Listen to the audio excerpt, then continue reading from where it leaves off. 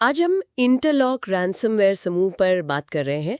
Cyber सुरक्षा की दुनिया में ना आजकल इनकी नई चालों की काफी चर्चा है। हाँ बिल्कुल। खास तौर पर इसलिए क्योंकि इन्होंने अपने तौर तरीकों में एक बड़ा बदलाव किया है। हाँ, हमने जो जानकारी देखी उसमें पता चला कि ये अब पीएचपी पर आधारित एक नया रिमोट एक्सेस ट्रोजन मतलब रैट इस्तेमाल कर रहे हैं। सही।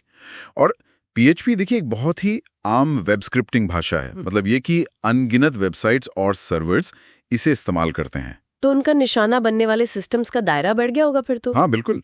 ये बदलाव मई 2025 के आसपास से दिखना शुरू हुआ और खासकर जो पीएचपी वाला वर्जन है वो तो जून में सामने आया।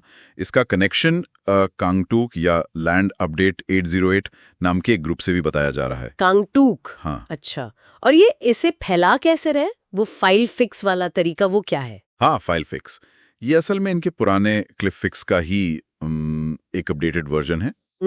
होता यह है कि कुछ वेबसाइट्स होती हैं जिनके साथ छेड़छाड़ की गई होती है। Okay, compromised websites. हाँ, उन पर एक नकली कैप्चा दिखता है। यूजर को लगता है कि उसे साबित करना है कि वो इंसान है, रोबोट नहीं। वेरीफाई और ह्यूमन जैसा कुछ लिखा होता है। अच्छा, वो आम कैप्चा जैसा ही दिखता हो। हाँ बिल्कुल वैसा ही। लेकिन यहीं पर चाल है। वो यूजर को कहता है कि विंडोज में रन कमांड खोलो और क्लिपबोर्ड से कुछ कॉपी करके उसमें पेस्ट कर दो। क्या रन कमांड में पेस्ट करने को? ये तो मतलब यूजर खुद ही मैलवेयर चलाने में मदद कर रहा है। एग्जैक्टली यही सोशल इंजीनियरिंग है। जैसे ही यूजर वो कोड रन करता है, असल में पर्दे के पीछे एक पावरशेल स्क्रिप्ट चल जाती है। पावरशेल? अरे वो तो विंडोज का अपना मैनेजमेंट टूल है। बिल्कुल। कितना चालाकी से इस्तेमाल किया है। हाँ, और वो स्क्रिप्ट चुपके से पीएचपी आधारित आरएटी को सिस्टम में डाल देती है और बस हमलावर को आपके सिस्टम का एक्सेस मिल गया। बहुत खतरनाक। अच्छा, तो एक बार ये रैट सिस्टम में आ गया, हाँ, फिर क्या? ये क्या करता है? घुसते ही ये सीधे नुकसान नहीं पहुंचाता। पहले ये जासूसी करता है, जिसे हम टेक्निकल भाषा में सिस्टम रिकॉनेसेंस कहते हैं। जासूसी मतलब क्या देखता है?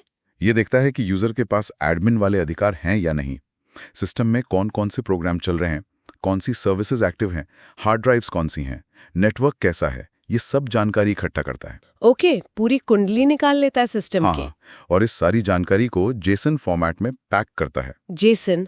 अच्छा, ताकि हमलावर के लिए समझना और इस्तेमाल करना आसान हो। बिल्कुल, व्यवस्थित डेटा। इसके बाद ये एक रिमोट सर्वर से कनेक्ट होता है जिसे हम कमांड एंड कंट्रोल या C2 सर्वर कहते हैं। हमलावरों का सेंट्रल कंप्यूटर है ना? हाँ, वहां से ये और भी खतरनाक फाइलें जैसे कोई .exe फाइल या .dll फाइल डाउनलोड करके चला सकता है और ये हैंड्स ऑन कीबोर्ड डिस्कवरी भी कर सकता है। हैंड्स ऑन कीबोर्ड मतलब हमलावर रियल टाइम में सिस्टम को खंगाल सकते हैं, जैसे एक्टिव डायरेक्टरी से जानकारी निकालना या डोमेन कंट्रोलर से पूछताछ करना। वो सीधे सिस्टम से इंटरैक्ट कर रहे होते हैं। अरे बाप रे, ये तो बहुत ही गहरा एक्सेस हो गया। और ये सब करते हुए वो छिपते कैसे हैं? पकड़े जाने का डर नहीं? हाँ, यहीं पर ये और भी ज्यादा चिंता की बात है।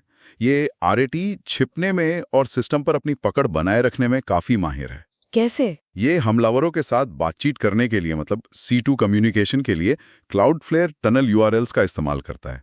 trycloudflare.com वाले डोमेन का। क्लाउडफ्लेयर? वो तो एक जानी मानी और भरोसेमंद सर्विस है।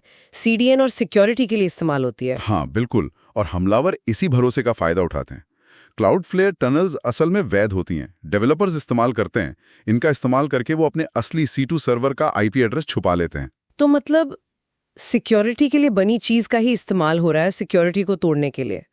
वाह, सही कहा। इससे उन्हें ट्रैक करना बहुत मुश्किल हो जाता है।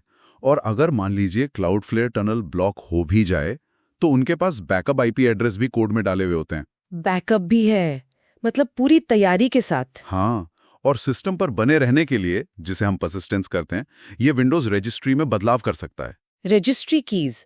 वो तो विंडोज की सेटिंग्स का कोर हिस्सा होती हैं। हाँ, उनमें बदलाव करके ये पक्का करता है कि कंप्यूटर रीस्टार्ट होने पर भी ये रैट वापस चालू हो जाए और जरूरत पड़ने पर ये खुद को बंद भी कर सकता है ताकि जांच के दौरान पकड़ में ना आए। तो अगर हम पूरी तस्वीर देखें, इंटरलॉक ग्रुप ना सिर्फ तकनीकी तौर पर एडवांस हो रहा है जैसे ये पीएचपी रैट बनाकर, हाँ, बल्कि वो लोगों को धोखा देने के लिए सोशल इंजीनियरिंग जैसे फाइल फिक्स और पकड़े जाने से बचने के लिए क्लाउडफ्लेयर जैसी वैध सेवाओं और रजिस्ट्री कीज का भी बड़ी चालाकी से इस्तेमाल कर रहा है। बिल्कुल सही संक्षेप है।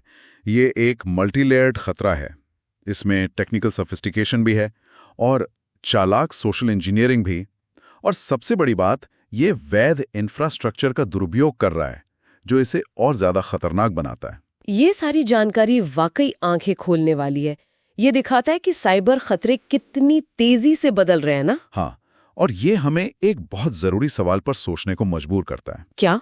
यही कि जब हैकर्स और हमलावर हमारी सुरक्षा प्रणालियों को बाईपास करने के लिए उन्हीं सेवाओं का इस्तेमाल करने लगें, जैसे क्लाउडफ्लेयर, तो फिर बचाव की अगली रणनीति क्या होगी? हमारी अगली डिफेंस लाइन क्या होनी चाहिए? ये वाकई सोचने वाली बात है। इस पर गंभीरता से विचार करना होगा।